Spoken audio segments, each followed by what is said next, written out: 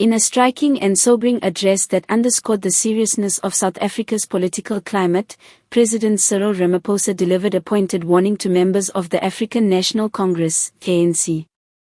Speaking during a high-level gathering of party structures, Ramaphosa cautioned against what he termed the growing culture of employing friends and associates in key government and municipal positions, warning that such practices not only weaken governance but also erode public trust in the ANC. According to the president, the trend of rewarding loyalty or personal ties over competence has become a cancer that is slowly undermining the credibility of the ruling party. He argued that the practice of giving jobs to friends and comrades often serves narrow agendas, creates factional divisions, and ultimately weakens service delivery to ordinary South Africans who expect efficiency and accountability from those in power. This movement was not founded on the principle of patronage, Ramaphosa declared firmly, to the applause of some and the visible discomfort of others. We cannot continue down a path where public office is used as a reward for friendship or allegiance. When we appoint people who lack skills but have the right connections, we do not only fail the ANC, we fail the nation. The president's remarks come at a time when the party is facing growing internal divisions and intense scrutiny ahead of the looming national elections.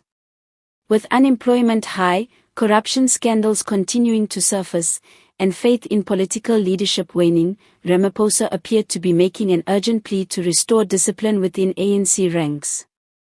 He insisted that the movement's credibility depends on ensuring that merit, not favoritism, becomes the central criterion for public appointments.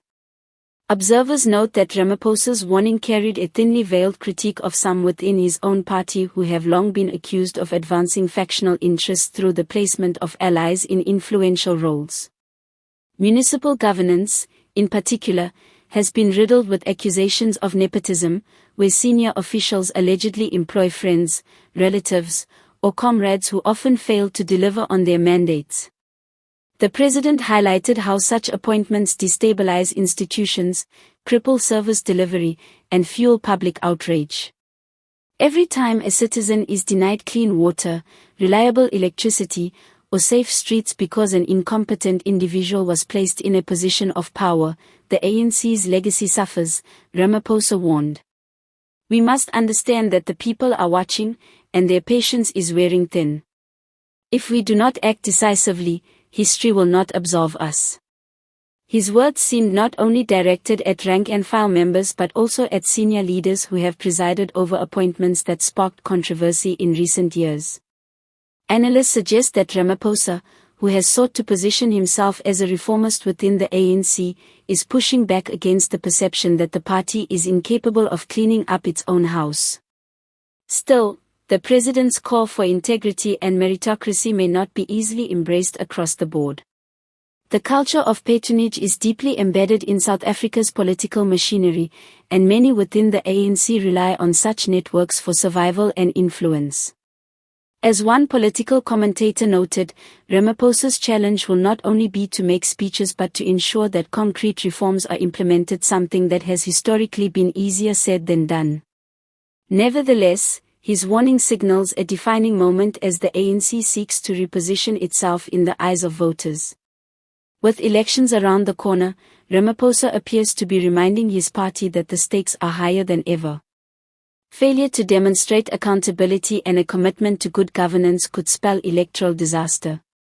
Let us not be remembered as the generation that betrayed the people because we chose self-interest over service, Ramaphosa concluded, his voice firm.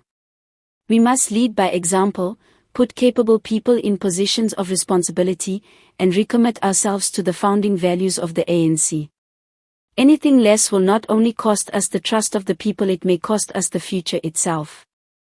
As his words echoed across the hall, the atmosphere was a mixture of unease and contemplation.